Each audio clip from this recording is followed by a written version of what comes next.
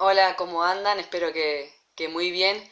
Antes que nada, antes que empezar con este video, quería felicitarlos primero por lo bien que hicieron los últimos dos trabajos prácticos. La verdad que hicieron unos trabajos hermosos, le quedaron mucho más lindos y más prolijos sus globos terráqueos que los míos. La verdad quería felicitarlos porque le dedicaron tiempo, tuvieron ayuda y eso también era un poco el objetivo de ese trabajo práctico, que pudieran trabajar en sus casas, con un familiar, con un amigo, y que a su vez le quedara un producto, un material didáctico para que podamos seguir trabajando en este trabajo y en otros trabajos que después vamos a seguir teniendo, e incluso próximos años más avanzados de que sigamos trabajando en geografía. Avisarles que este es el último trabajo previo a las vacaciones. Ya después ya armamos un programa con los profes para ir enviándole los trabajos y que no se le acumulen y no saturarlos. Este trabajo, como les decía, vamos a seguir trabajando con el globo terráqueo, vamos a seguir marcando algunas cosas y también vamos a resolver algunas preguntas. En este caso vamos a trabajar el tema de los climas, cómo se forman y cómo podemos clasificar los climas que tenemos alrededor del mundo. Y para eso es importante, primero, que tengamos en cuenta dos movimientos importantes que tiene nuestro planeta, el planeta Tierra, y que nos ayudan a ver justamente cómo se clasifican o cómo se forman estos climas. El primero es el movimiento de traslación. Como sabemos, el planeta Tierra no es el único planeta de nuestro sistema solar, sino que hay un montón de planetas que giran justamente en torno al Sol, de ahí el nombre del sistema solar. Y el movimiento de traslación es justamente el movimiento que da el planeta Tierra alrededor del Sol. Imaginemos que este es el Sol y es el movimiento que da en forma de elipse, es decir, no da un movimiento circular, sino que da un movimiento un poco más alargado o como si fuera un círculo achatado que da la Tierra alrededor del Sol. Se mueve la Tierra alrededor del Sol. El Sol es el que está quieto. En este caso yo estoy moviendo para que lo entiendan. Y ese movimiento es justamente el que nos permite, o a partir del cual se forman lo que son las cuatro estaciones, que conocemos las cuatro estaciones. Como les decía, como el movimiento no es circular, sino que es elíptico, es decir, hay momentos en que la Tierra se acerca más o se aleja más de la Tierra, sí podemos ver momentos en que la Tierra va a recibir los rayos del Sol de forma más directa, o se va a alejar un poco y va a tardar un poco más en llegar los rayos del Sol. Cuando la Tierra se mueve más cercana al Sol, que son dos momentos de todo ese movimiento de traslación, vamos a tener las dos estaciones más cálidas que se dan durante el año, que son el verano y la primavera. En cambio, cuando se aleja, es decir, cuando tarda más en recibir los rayos del Sol, tenemos las temporadas o las estaciones que son más frías, como es el otoño y el invierno que estamos pasando actualmente. Pero esas estaciones no se dan de igual forma en todo el mundo. Para que sepamos, y acá un poco, no sé si van a llegar a verlo, el planeta Tierra no está paradito, es decir, no está recto en su eje, sino que está un poco inclinado, está apenas unos grados inclinado, lo que también va a hacer a que en cualquiera de esos momentos, estos cuatro momentos de la traslación de la Tierra alrededor del Sol, los rayos no lleguen de igual forma en todo el globo terráqueo, sino que va a haber momentos en que van a llegar de forma más directa al norte y van a tardar un poco más de llegar al sur o viceversa. Es por eso que, como sabrán o como habrán escuchado en la tele, no tenemos las mismas estaciones en el mismo momento del año en el hemisferio norte como en el hemisferio sur. Actualmente acá en el hemisferio sur estamos pasando o por ingresar al invierno, y en el hemisferio norte van a estar justamente por ingresar al verano. Es decir, la Tierra está cerca del Sol, pero justamente la parte de arriba, la parte norte, está más cerca del Sol, y la parte sur, nosotros los países del sur estamos más alejados y recibimos o tardan más en llegar los rayos del Sol. Pero bueno, quería que tengan presente este movimiento de traslación, que es importante para que sepan cómo funcionan las estaciones. También tenemos otro movimiento que es importante, que ya no es de la Tierra en relación al Sol, sino que es de la Tierra sola.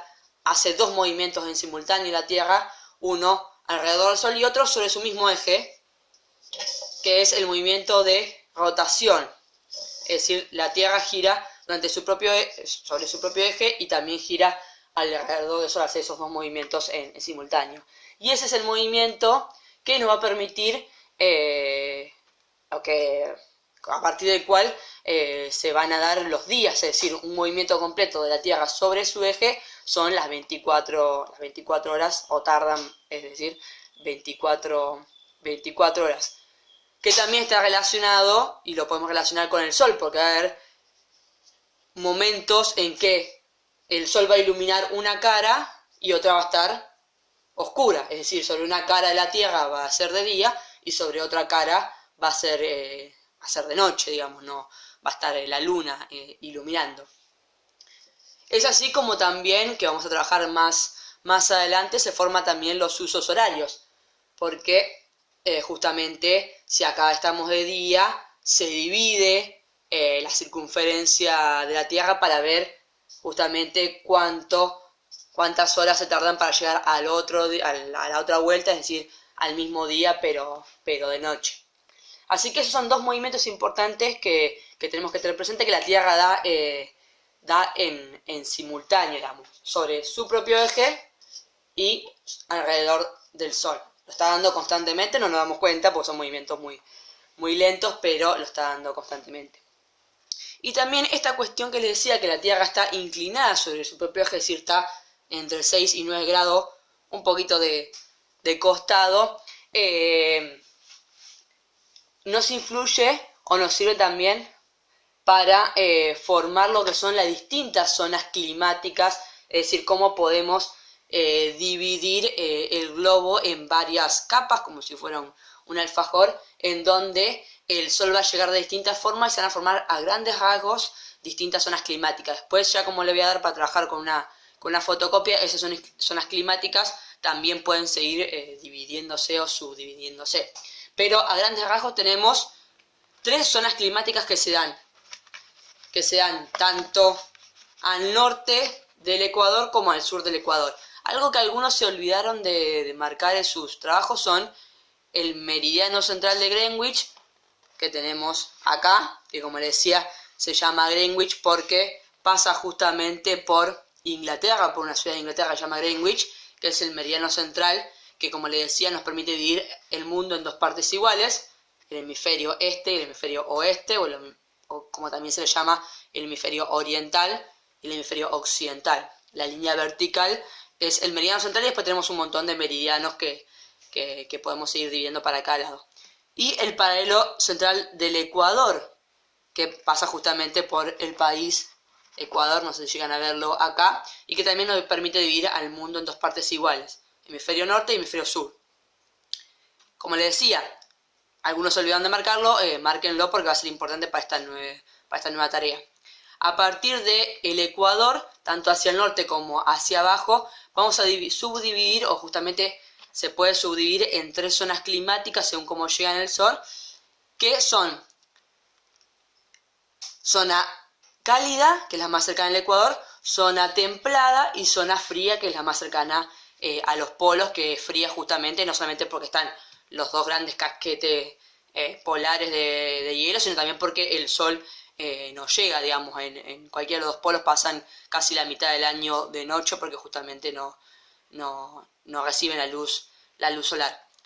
Y tenemos esas tres zonas climáticas tanto al norte como hacia el sur. Así que parte de este trabajo es que a partir del Ecuador, primero como les decía, marquen, si se olvidaban de la tarea anterior, marquen el Ecuador, y en esta tarea tenemos que dividir tanto hacia el norte como hacia abajo en tres zonas climáticas. Si llegan a ver, yo acá las marqué en 1, 2, 3.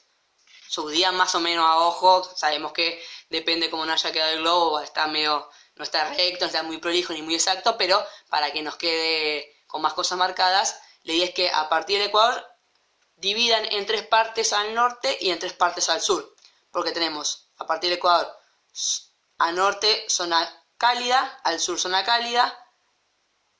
Si nos vamos alejando tenemos las zonas templadas y ya tanto arriba como abajo las zonas las zonas frías, que bueno, en el trabajo también que les voy a dar con la fotocopia, vamos a ver justamente cuáles son las características de estas zonas, la temperatura, la humedad y demás, y también qué otros factores o elementos hacen a que al interior de cada esta zona también haya otros tipos de clima, es decir, hay clima cálido, seco, húmedo, bueno, distintos climas que se pueden seguir subdividiendo a partir de otros factores y elementos que son mucho más locales. Pero bueno, para que la primera actividad que es para hacer acá en el globo era justamente dividir en 3 zonas, tanto al norte como al sur.